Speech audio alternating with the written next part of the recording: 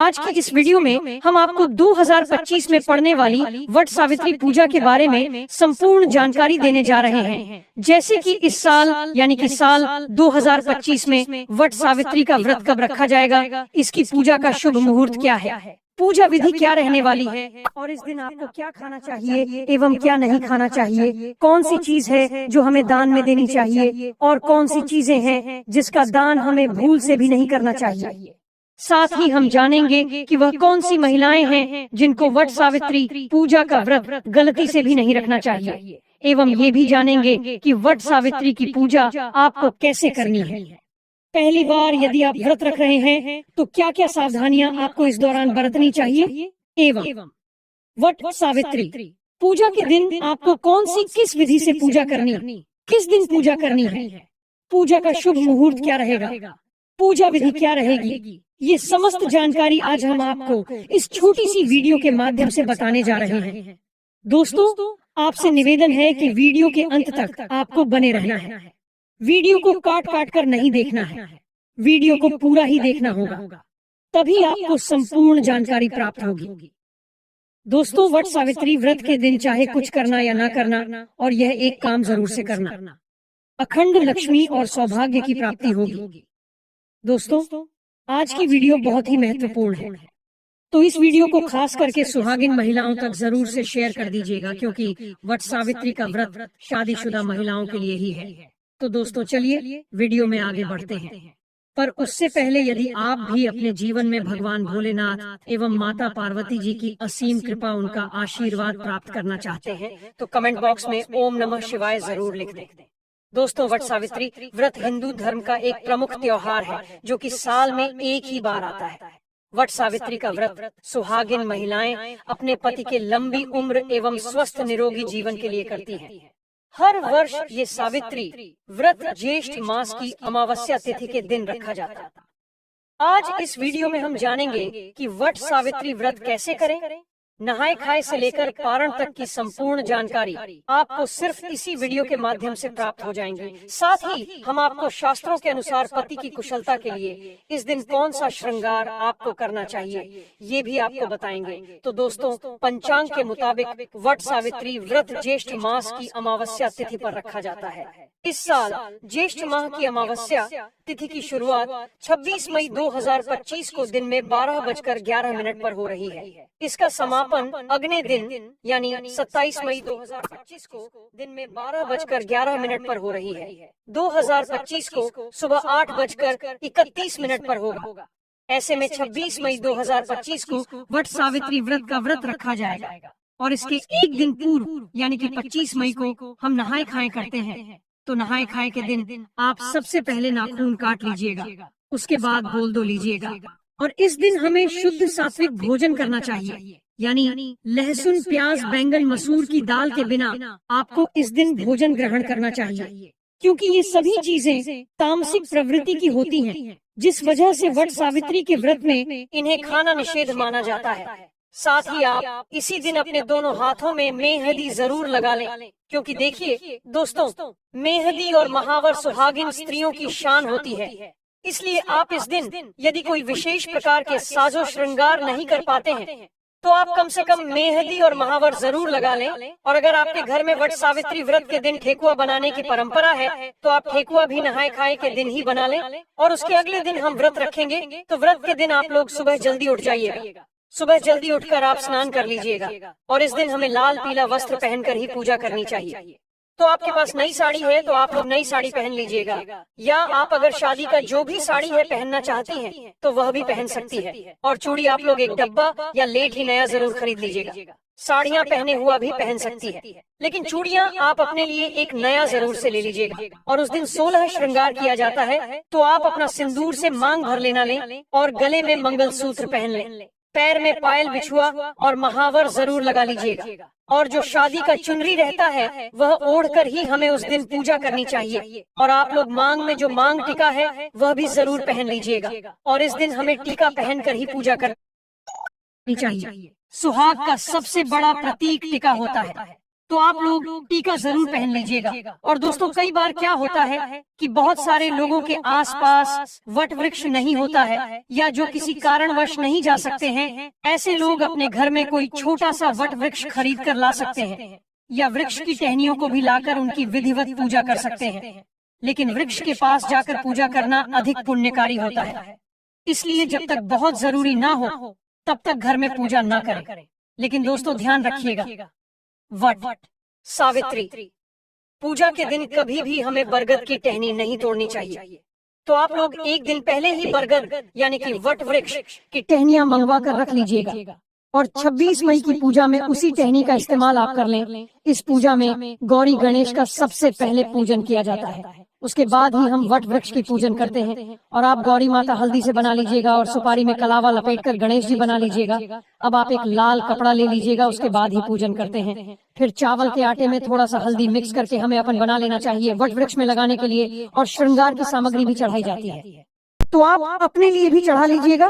और कुछ श्रृंगार की सामग्री हमें दान भी करनी चाहिए। और इस दिन जो भी सीजन फल है वही प्रसाद में चढ़ाया जाता है, जैसे कि तरबूज, खरबूज, पपीता, अंगूर, आम, जो कुछ भी आपके उधर मौसमी फल अभी उपलब्ध हो, उस फल को आप जरूर चढ़ाएं। और फिर वट वृक्ष को आपको हवा जरूर करना है, यानी कि आप बांस से निर्मित पंखे से वट वृक्ष जी को हवा जरूर कर दें। एक पंखा से आप अपने पति को हवा करती हैं और दूसरा पंखा दान किया जाता है, तो 2 पंखे की जरूरत होती है। और पूजा पाठ करने के बाद हम परिक्रमा करते हैं। तो परिक्रमा करने के लिए आपके पास अगर कच्चा सूट है तो वह ले लीजिएगा। अगर कच्चा सूट नहीं है तो आप मौली धागा से भी परिक्रमा कर सकते हैं। और नियम तो है 108 परिक्रमा हमें करनी चाहिए। अगर 108 आप करने में सक्षम हैं तो 108 कीजिएगा, नहीं तो आप अपनी शक्ति अनुसार 11 बार, 21 बार या 51 बार भी परिक्रमा कर सकते हैं। और परिक्रमा करते समय आप लोग ध्यान दीजिएगा, अगर आपका धागा मान लीजिए खत्म हो जाए, फिर भी आपको परिक्रमा रोकना नहीं है। धागा खत्म हो जाए तो आप वहीं धागे को बांध के परिक्रमा करते रहे। और परिक्रमा करने के लिए आप अपने हाथ में चना ले लीजिएगा, और एक पैकेट हमें सिंदूर ले लेना है। चना गिन कर रख लीजिएगा, क्योंकि परिक्रमा करते समय हम भूल जाते हैं कि हम कितनी बार परिक्रमा किए हैं। इसीलिए आप लोग चना ले लीजिएगा और सिंदूर ले लीजिएगा। बट वृक्ष में लगाने के लिए और सुहाग की सामग्री हमें जरूर चढ़ाना चाहिए। तो आप सुहाग की सामग्री में चूड़ी, सिंदूर, बिंदी यह भी चढ़ा सकते हैं। और मान लीजिए 16 श्रृंगार की सामग्री चढ़ाना चाहते हैं तो वह भी चढ़ा सकते हैं। और कुछ न कुछ आप लोग दान करने के लिए भी जरूर चढ़ाएगा। आपको पूजा कर लेनी है। पूजा करने के बाद इस दिन पति पूजन भी किया जाता है। तो आप लोग जब पूजा कर लीजिएगा, घर आइएगा, उसके बाद आप लोग पति का पूजन कीजिएगा।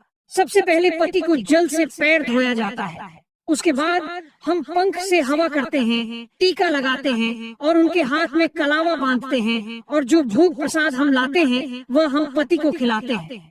तो पति पूजन हमें जरूर करना चाहिए। और पति पूजन करने के बाद अभी आप चाहे जो शरबत यह ले सकते हैं। इस व्रत में सिर्फ नमक नहीं खाया जाता है, आप मीठा भोजन कर सकते हैं। तो आप लोग पूजा करने के बाद जो कुछ भी खाना चाहते हैं वह खाएगा। और शाम में सूर्यास्त होने से पहले ही आप मीठा भोजन कर लीजिएगा। सूर्यास्त होने के बाद हमें कुछ भी नहीं खाना चाहिए। और व्रत का पारण हम अगले दिन करेंगे। और इस बार वट सावित्री व्रत 26वें दिन सोमवार को है और नहाए खाएं। 25वें दिन रविवार को है और व्रत का पारण हम दिन मंगलवार को करेंगे। और जो लोग पहली बार वट सावित्री व्रत करना चाहती हैं वह कर सकती है। इस बार कोई मलमास अधिक मास नहीं है। तो अगर आप लोग व्रत उठाना चाहते हैं तो आप लोग व्रत जरूर उठा लीजिएगा। और पूजा करने के बाद वहाँ पर जितनी भी सुहागन महिलाएं हैं उनके मांग में हमें सिंदूर लगा देना चाहिए। और आप लोग प्रसाद जरूर दीजिएगा। दोस्तों, आप साधारण तरीके से भी पूजा कर सकते हैं। इस दिन पूजा के लिए आपको सबसे पहले पूजा के दिन टोकरी में रेत भरकर ब्रह्मा की मूर्ति स्थापित करें तथा वहां परसों में सावित्री की मूर्ति स्थापित करनी चाहिए। दूसरी टोकरी में सत्यवान सावित्री की मूर्ति स्थापित करें। दोनों टोकरियों को वट वृक्ष के नीचे रखें। सबसे पहले ब्रह्मा सावित्री की पूजा करें, फिर सत्यवान और सावित्री की पूजा करें। इसके बाद वट वृक्ष को पानी, दिन, जल, फूल, मूली, होली, कच्चा दूध, चना, गुड़ तथा धूप दीप से पूजा करें। जल चढ़कर वृक्ष के चारों ओर कच्चा धागा लपेटकर 3 बार परिक्रमा करें। बट के पत्तों की माला पहनकर कथा का श्रवण करें। पूजन सामग्री में प्रयोग की जाने वाली वस्तुएं ध्यान से जाने दोस्तों। सावित्री सत्यवान की मूर्तियां, बस का पंखा, लाल कलाव, धूप भी फल पुष्प होली, सुहाग का सामान, पूर्णिया, बरगद का फल, जल से भरा कलश। शास्त्रों के अनुसार बरगद के वृक्ष के तने में भगवान विष्णु, जड़ों में ब्रह्मा और शाखों में भगवान शिव का वास है। इस वृक्ष में कई सारी शाखाएं नीचे की ओर रहती हैं, जिन्हें देवी सावित्री का रूप माना जाता है। इसलिए मानता है कि इस वृक्ष की पूजा करने से भगवान का आशीर्वाद प्राप्त होता है और मनोकामनाएं पूरी होती हैं। संतान प्राप्ति के लिए इस वृक्ष की पूजा करना लाभकारी माना जाता है। मानता है कि ज्येष्ठ मास की अमावस्या तिथि के दिन वट वृक्ष की छांव में देवी सावित्री ने अपने पति की पूर्ण जीवित किया था। वृक्ष की पूजा की जाने लगी। हिंदू धर्म में जिस तरह से पीपल के वृक्ष को भगवान विष्णु का प्रतीक माना जाता है, इस तरह बरगद के पेड़ को भगवान शिव का प्रतीक माना जाता है। मानता है कि तीर्थंकर रश्मिताभ नहीं, अक्षय वट के नीचे तपस्या की थी।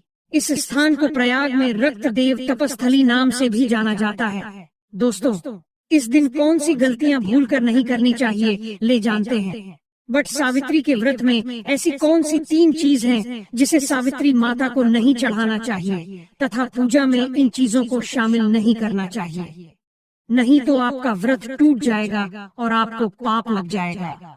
दोस्तों, यह व्रत महाराष्ट्र, यूपी, बिहार और झारखंड में इस पर्व की अहमियत बहुत ज्यादा है। यहाँ तक कि विदेश में रहने वाली महिलाएं भी अपने पति के लिए वट सावित्री व्रत अवश्य रखनी है। दोस्तों, आगे बढ़ने से पहले सच्चे दिल से कमेंट बॉक्स में अवश्य लिखें, जय माता सावित्री। माता सावित्री के लिए एक लाइक तो बनता है और हमारे चैनल को सब्सक्राइब करके इस बेल आइकन को जरूर दबाइएगा। चलिए दोस्तों, हम जानते हैं कुछ ऐसी गलतियों के बारे में जिन्हें आपको वट सावित्री के दिन भूलकर भी नहीं करना चाहिए। वट सावित्री व्रत में काले और सफेद रंग के कपड़े बिल्कुल भी न पहने, क्योंकि काला रंग अशुभता का प्रतीक होता है, वही सफेद रंग विधवा या शोक का प्रतीक होता है। इसलिए कम से कम वट सावित्री की पूजा के दौरान आप इन कपड़ों को न पहने। लेकिन यदि आप किसी ऐसे पैसे में हैं, जैसे कि डॉक्टर या वकील है, तो आप पूजा करने के बाद सफेद या काले कलर के कपड़े पहन सकते हैं, उसमें कोई भी दिक्कत नहीं है।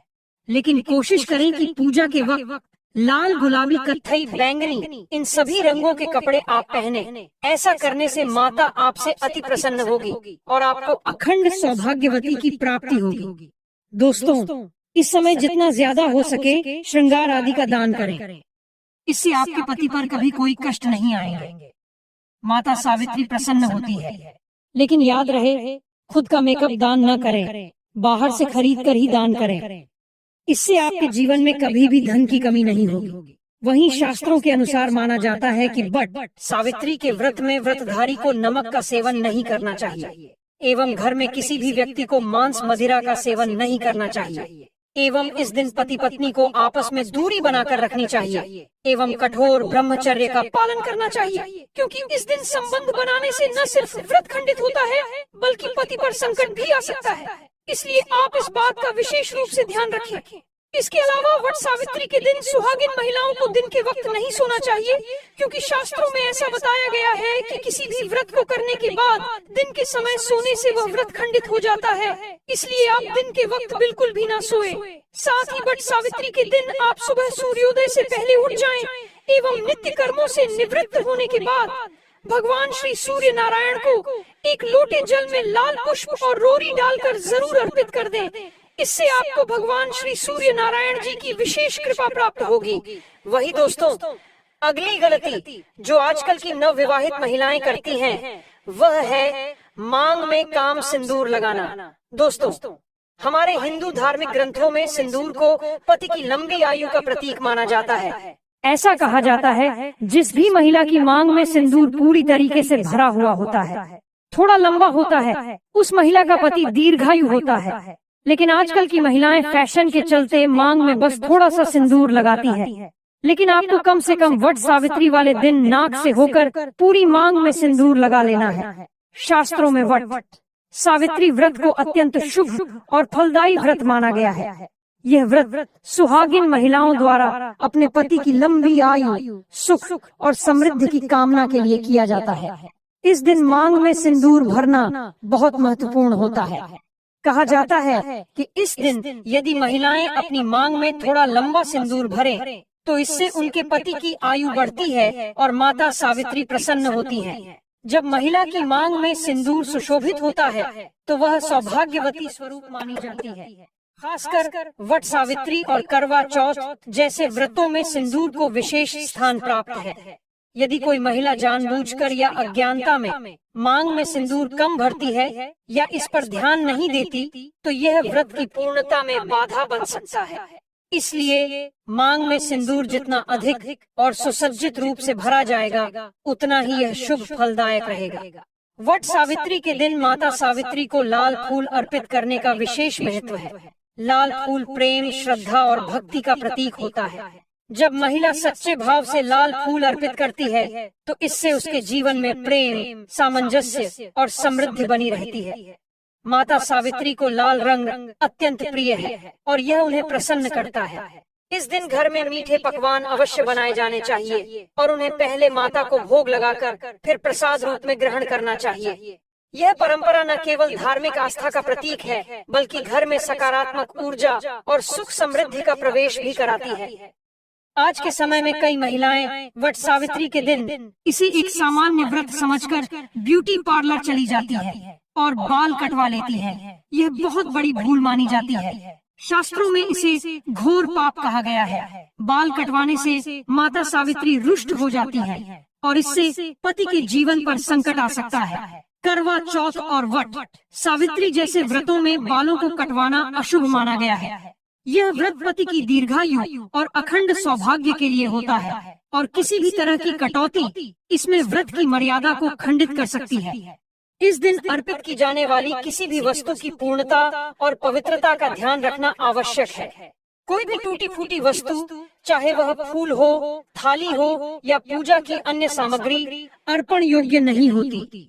चूड़ियों का विशेष महत्व होता है और व्रत के दिन सफेद, नीली या काली चूड़ियां पहनने से बचना चाहिए। टूटी हुई चूड़ियां तो बिल्कुल भी नहीं पहननी चाहिए। मंगल सूत्र सुहाग का प्रतीक है, इसलिए वट सावित्री के दिन इसे गले में अवश्य धारण करना चाहिए। यदि कोई महिला इस दिन मंगल सूत्र नहीं पहनती है, तो उसका व्रत अधूरा माना जाता है। शास्त्रों में कुछ ऐसी स्थितियों का उल्लेख है जब महिलाओं को यह व्रत नहीं करना चाहिए।